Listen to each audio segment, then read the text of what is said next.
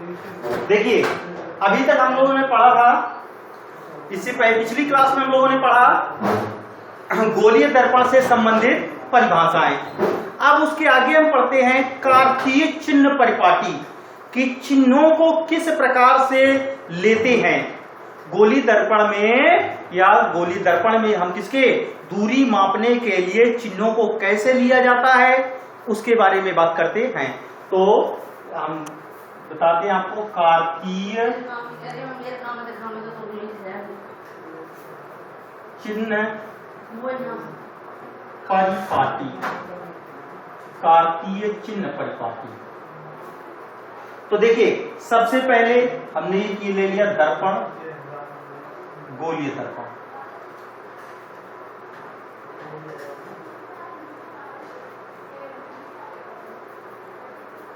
ये हो गई इसकी ध्रुव, ये मुख्य अक्ष हो गई, ये है आपकी मुख्य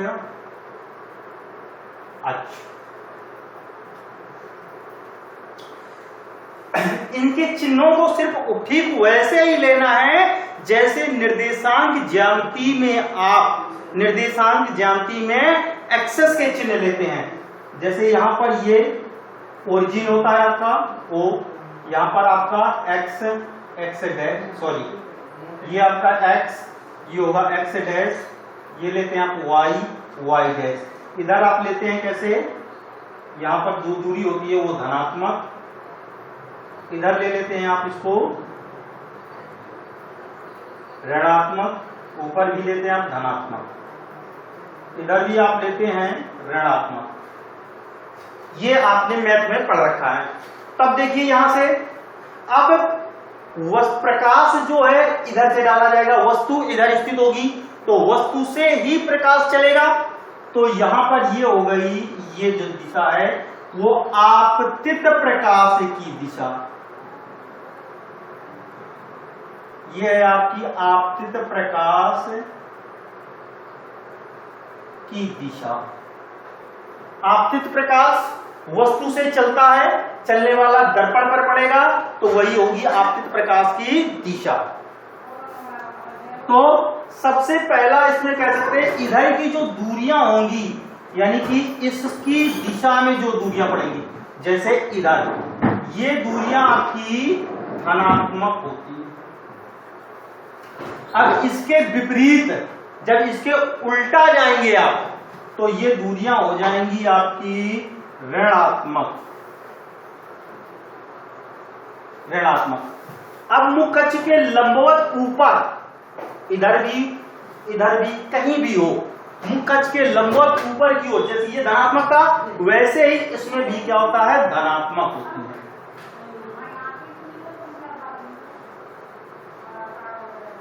धनात्मक। अब मुख्य अक्ष के लंबवत, मुख्य अक्ष के जो लंबवत हमारे इसके दूरियां होती हैं, मुख्य अक्ष के जो लंबवत दूरियां होती हैं वो सभी दूरियां होती हैं आपकी ऋणात्मक। मुख्य अक्ष के लंबवत नीचे की दूरियां होती हैं आपकी ऋणात्मक, ऊपर की धनात्मक, नीचे की ऋणात्मक। तब इसमें पहला पॉइंट है, पहला पॉइंट हो जाएगा आपतित प्रकाश।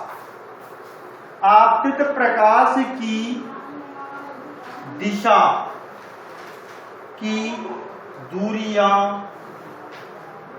धनात्मक होती हैं। यानी कह सकता हूं आपतित प्रकाश की दिशा में मापी गई दूरियां धनात्मक होती हैं। या कह सकते हैं गोलीय दर्पण के दाईं ओर की दूरियां, गोलीय दर्पण के दाईं ओर की दूरियां धनात्मक होती हैं। अब सेकंड पॉइंट आ जाएगा आपतित प्रकाश की विपरीत दिशा की दूरियां ऋणात्मक होती हैं। यानी आपतित, अब इधर की दूरियां यानी कि आपतित प्रकाश के जो विपरीत दिशा में दूरियां मापेंगे वो ऋणात्मक होती हैं। अर्थात ये भी कह सकते हैं कि बाईं ओर की दूरियां, गोलीय दर्पण के बाईं ओर की दूरियां ऋणात्मक होती हैं। गोलीय दर्पण के बाईं ओर की दूरियां ऋणात्मक होती हैं। तीसरा, मुख्य अक्ष के लंबवत ऊपर की दूरियां धनात्मक होती हैं। मुख्य अक्ष के लंबवत ऊपर की दूरियां धनात्मक। और नेक्स्ट हो जाएगा मुख्य अक्ष के लंबवत, मुख्य अक्ष के लंबवत नीचे की दूरियां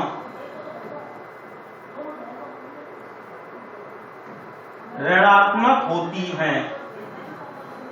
ऋणात्मक होती है। मुख्य अक्ष के लंबवत ऊपर की दूरियां सभी कैसी होंगी? धनात्मक, और नीचे की दूरियां होती हैं ऋणात्मक।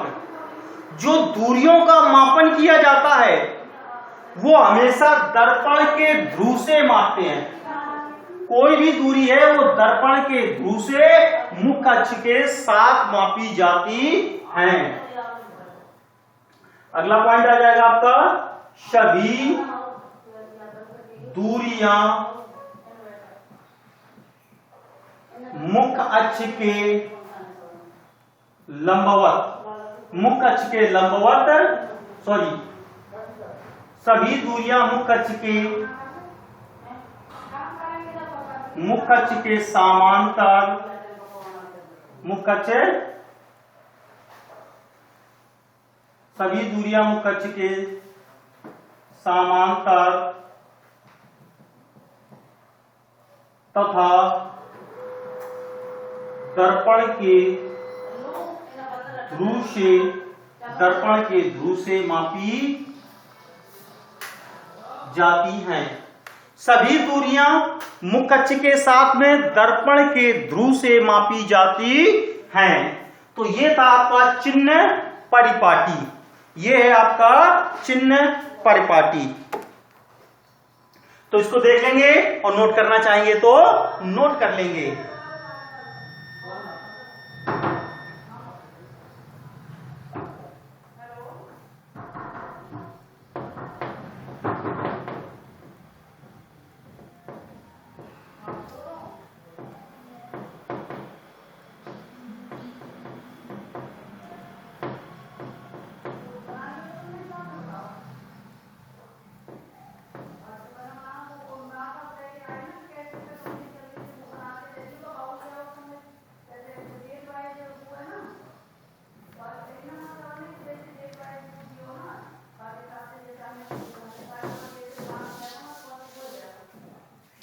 अब देखिए उसके बाद में आ जाते हैं गोलीय दर्पण। गोलीय दर्पण के फोकस दूरी तथा वक्रता त्रिज्या में संबंध। अब हमारे आते हैं, नेक्स्ट टॉपिक है गोलीय दर्पण की वक्रता त्रिज्या तथा फोकस दूरी में संबंध। फोकस दूरी में संबंध, या इसी को कह सकते हैं कैपिटल आर तथा एफ में संबंध। कैपिटल आर तथा एफ संबंध। अब देखिए इसमें सबसे पहला काम है आपका, यानी कि इसमें एक चित्र बनाते हैं। एक गोलीय दर्पण ले लीजिए, ये गोलीय दर्पण ले लिया हमने, ठीक है। इस गोलीय दर्पण की ये मुख्य अक्ष हो गई, ये गोलीय दर्पण की मुख्य अक्ष हो गई। ये हो गया आपका ध्रुव, ये हो गया आपका एस पी एस डैश, एक गोलीय दर्पण। माना एस पी एस डैश माना SPS डैश एक गोलीय अवतल दर्पण है, एक गोलीय अवतल दर्पण है जिसमें कोई प्रकाश किरण मुख्य अक्ष के समांतर चलती है, मुख्य अक्ष के समांतर चलती है।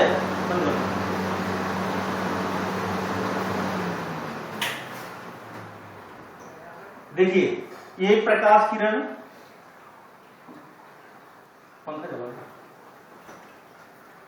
मुख्य अक्ष के समांतर ये प्रकाश किरण, इसका नाम दे दीजिए OA।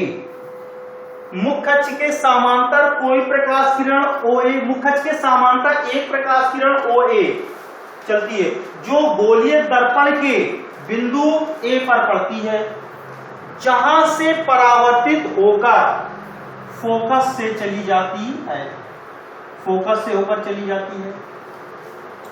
गोलीय दर्पण के बिंदु A पर डाला गया लंब गोलीय दर्पण के वक्रता केंद्र से होकर जाता है।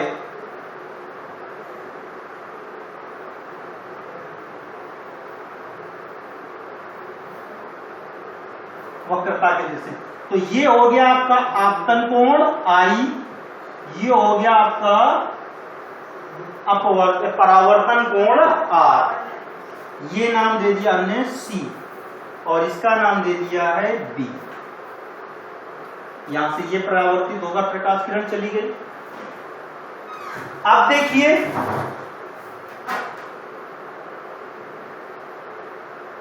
परावर्तन के नियम से, परावर्तन के नियम से कितना हो जाएगा कि आपतन कोण सदैव परावर्तन कोण के बराबर होता है, यानी कि कोण आपतन कोण I बराबर होता है परावर्तन कोण के, कोण R के। तो अतः हम लिख सकते हैं कि कोण OAC बराबर, कोण OAC यानी कि ये कोण इस कोण के बराबर हो गया, बराबर आ जाएगा कोण CAF, कोण CAF है, ये कोण हो गया। अब ये कोण I बराबर है कोण इसके, तो कोण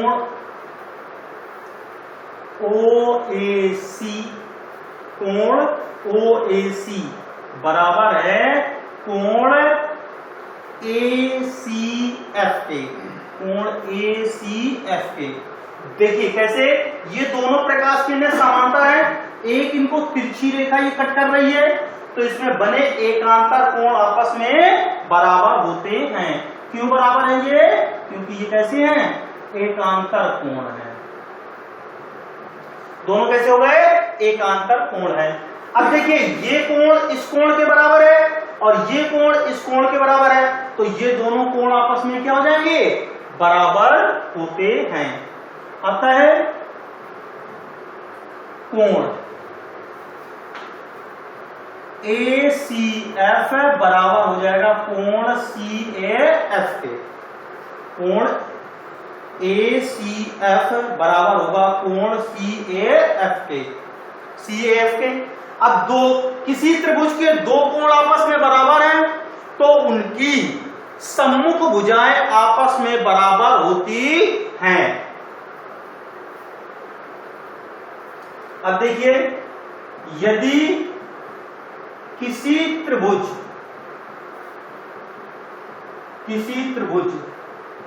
के दो कोण बराबर हैं तो उनकी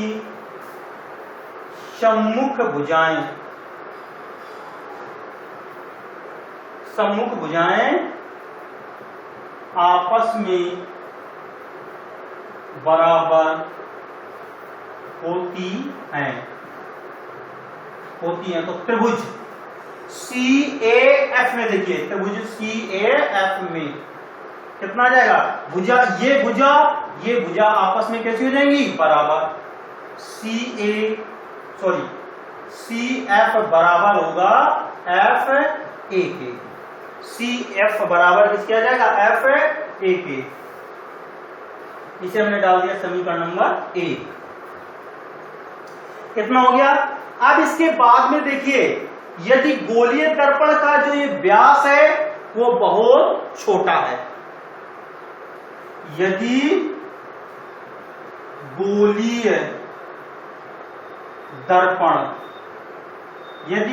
दर्पण का व्यास बहुत छोटा है तो बिंदु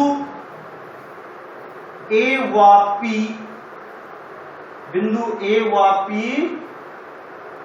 अत्यंत निकट होंगे, अत्यंत निकट स्थित होंगे। जब ये दोनों बिंदु बहुत निकट स्थित हो गए तो ये जो भुजा है इस भुजा के बराबर होगी।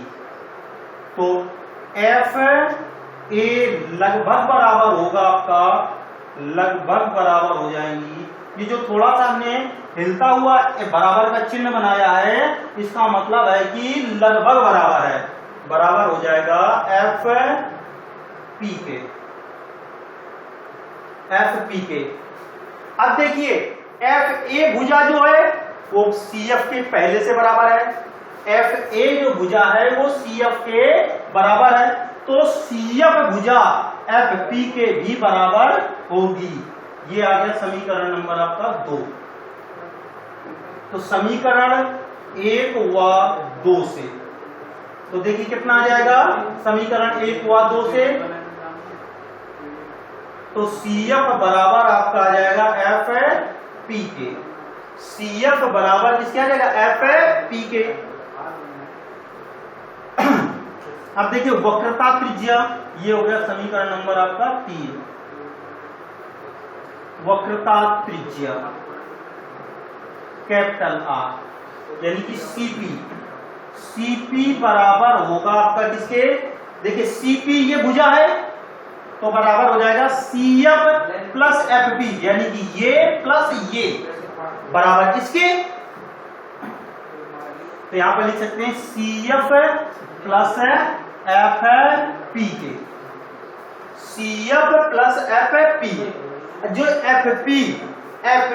CF है वो किसके, FP के बराबर है।